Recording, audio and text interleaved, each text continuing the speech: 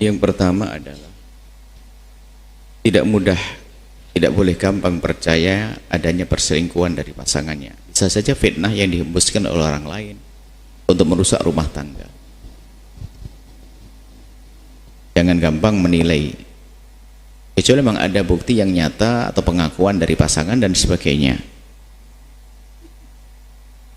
Baru setelah itu, kalau tidak jangan mudah percaya. Sekarang ada loh orang pengen menghancurkan, hanya mengedit foto sama perempuan, rupanya dimasukkan ke dalam langsung hancur keluarga. Hati-hati, jangan gampang masuk wilayah-wilayah prasangka. Kalau memang terbukti betul dari pengakuan dan seterusnya, misalnya, lalu bagaimana menyebutkan? Pertimbangan akal cerdas saja.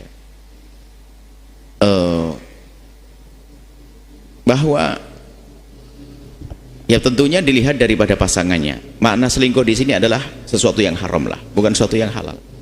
Artinya keharaman dah, melakukan zina atau sebagainya, dan diakui zina kan kehinaan. Nah, perlu dilihat jika sang suami ada tanda-tanda untuk kembali ke jalan yang benar,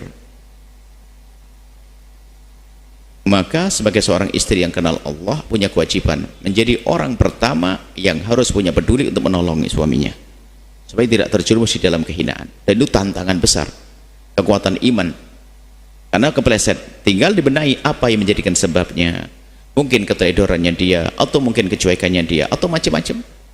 Apalagi seorang suami mungkin dengan derai air mata, penyesalan, janji-janjian dan sebagainya, maka hendaknya dibantu dengan catatan dia mampu, mohon maaf, dengan catatan dia mampu, dan itu lebih bagus, dia bisa bertahan dengan kesabarannya menghadapi sang suami untuk menolong agar suami menjadi lebih baik. Ini adalah pilihan pertama dan utama, dan tidak boleh bercerita kepada siapapun termasuk kepada anaknya.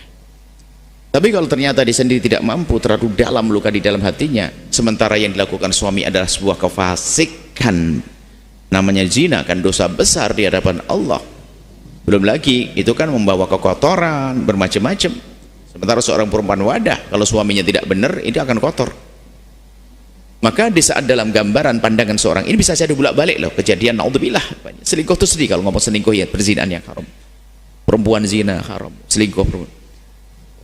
Kalau memang tidak ada tanda-tanda menjadi baik, nggak ada ikrar, nggak ada ini dan sebagainya, ya nggak ada perlunya untuk dilanjutkan.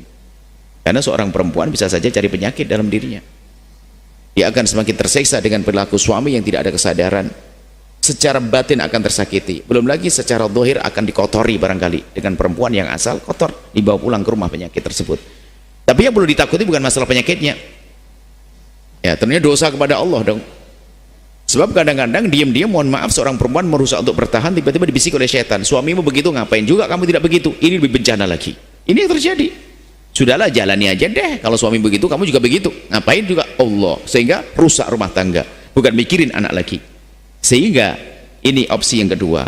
Jika memang tidak ada tanda menjadi baik dari sang suami, tidak ada ikrar untuk menjadi baik, maka Anda boleh untuk dia boleh minta cerai. Bisa, karena nggak ada baiknya. Oh, nggak ada niat baik kok, makan merusak dalam rumahnya, sakitnya nggak bisa sembuh.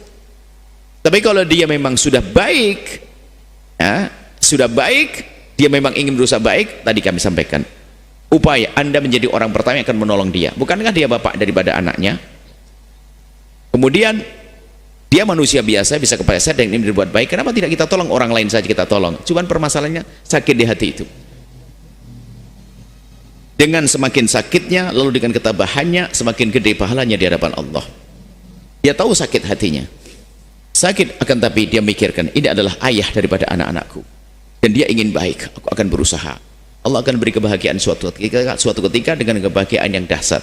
Yang jelas rasa sakit itu tidak boleh lampiaskan dalam bentuk yang negatif, membalas dendam atau membongkar aib dan sebagainya. Nah, jika ternyata memang tidak mampu, biarpun suaminya ini ketiga, suaminya pengen berbuat baik dan sebagainya, tapi kita tidak, orang tersebut tidak mampu betul, sakit terlalu dalam dan sebagainya, nggak akan mampu menyimpannya, takut diobral, minta cerai juga.